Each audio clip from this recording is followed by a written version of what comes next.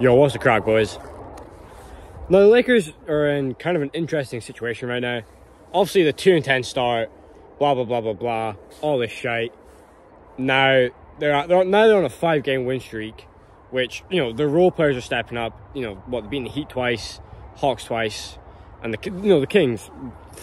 You know, 3 good teams apart from the Hawks. Hawks are a bit off, on and off, but the Heat and the Kings, very good teams. Well, good teams. Now, obviously this whole thing, LeBron even said, like, I don't need to speak on this shit, you know what the fuck needs to happen. I don't know if that's the exact words, but it was something like that. And he rephrased on Twitter saying, no, like, I'm fine. Like, do you know what I mean? You know, the classy answer, but we all know LeBron wants moves to be made now. But a lot of people are saying that the Lakers even need to make moves. You do. Here's my take. My take is, do not trade Russell Westbrook. Keep Russ. You need to keep Russ. Crazy we're saying this now. Russ, if you're going to keep the players, you need to keep LeBron, AD, you already need to know Westbrook, Dennis Schroeder, Thomas Bryant, if, you know, the return isn't that good. I would, you know, explore. But at the same time, I would keep him. Patrick Beverley, he's been playing very well, shooting good from deep. The players I would trade, though, Kendrick Nunn, he's got to go. Obviously, they're draft picks. Pretty much everyone else, really. And the Lakers win when they bet the Kings. All the role players have been absolutely stepping up in this 5-game win streak. Dennis Schroeder hit the clutch free throws. He played very well. I think Thomas Bryant, this guy has been absolutely living it up since AD got injured. When AD got injured, everyone's asking the question, oh, what's going to happen? Thomas Bryant, also not, you know, he's not being AD, but he is doing a goddamn good job of stepping up for AD. Obviously, LeBron at 38 is... LeBron literally is on averaging like 38 points in this win streak. Absolutely insanity. Now, despite, you know, the Lakers on a good win streak, they're actually looking, you know, they're looking good right now. Without AD as well. AD should be coming back, what, this month, next month? You know, the Lakers are, what, a few games behind the 6th seed. They've, you know, somewhat turned their season around, especially Russell Westbrook, who I don't think should be traded anymore.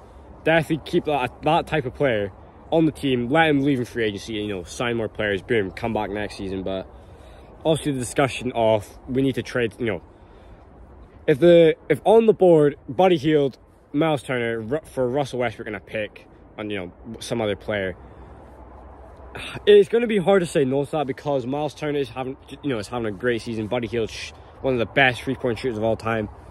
Miles Turner's had a 29-point game, you know, some big blocks. Like, definitely a player you need on the team. And, you know, you got, let's say, Patrick Beverley, you know, whoever's in the trade, Buddy Hield, LeBron, AD, Miles Turner. That's a championship team. Let's be real here. That is probably a championship team. That's up there with the Nets, the Bucks, the Celtics. The Suns are playing shit now. The Suns' window is closed. I'll say now. So, you do have good role players stepping up. I think it's just, you know, every team is going to have, like, personally, every team's going to have a really good, you know, streak during the season, especially, you know, start of the season, Lakers were one of the worst teams in the league, if not the worst team. Obviously now, I do think they're a lot better now, 100%, and I do think they'll make the play-in, like, bare minimum. They can even make the playoffs. But I think they're just having a good streak, and the teams, you know, let's talk about not trading their role players when they beat, you know, the best teams in the NBA. The Kings, that's a very good win, especially in Sacramento. That's, you know, that's a huge win for them, especially without AD. But I would definitely just, you know, let's stop the talk of let's not trade any players. I think we're fine. And Rob Pelinka even said, you know, promised we need to make this for LeBron, but he's not doing anything. Maybe he's trying. Yes, maybe he is trying. But he's the one that's fucked this up for LeBron. I don't care if LeBron agreed to, you know, get Westbrook here. You have, as a GM, you need to have some big ass balls and say that is not right for our team. Obviously, trading KCP, Kuzma, you know, when they're trying to trade for Kuzma, oh, it's crazy, man. But Rob Pelinka owes it to LeBron and AD to make a contender. Now, obviously, their assets, that 29 and 27 pick. Personally, I would trade the 27 pick and keep the 2029 pick just because it's further away. You have more time to be bad if that, well, if you trade 29 and you have 27, wait, where am I going with this? If you trade away 29 and you keep 27, like, you may as well delay it so you can actually have a draft pick, because let's say they trade the picks, let's say they trade one pick, don't win a championship, boom, AD's gone, LeBron's gone, and now they're just this bad team. Maybe, John, this is why I'm not a GM. But if necessary, you know, if the Pacers are asking for Westbrook and 2 first-round picks, 27 and 29, for Buddy Hield and Miles Turner, the Lakers have a big decision to make, because that's a long time away. AD's probably going to be not on the team. Lakers are going to be bad. It's going to be post-Kobe all over again until, you know, maybe a superstar comes back, like, you know, how LeBron did. Boom, it's a repeat. You know, I do understand why the Lakers aren't doing this, because it's a big question, because, you know, the NBA is probably the most talented the NBA has ever been in its history. So it's not like a guaranteed win, but at the same time, you have a LeBron James who's playing like he's almost in his peak. Not his peak, but you know what I mean. This guy has not regressed. He has, but not to the point of his age. You have Anthony Davis, who's, you know, looking like he's back in his prime. You've got Russell Westbrook, who's the 6th man of the year. One of the greatest players of all time. Talking like top 50, you know what I mean? Who's, you know, one of the best 6 mans ever. And then you have some okay depth, but you've got some good role players who you can get better role players for.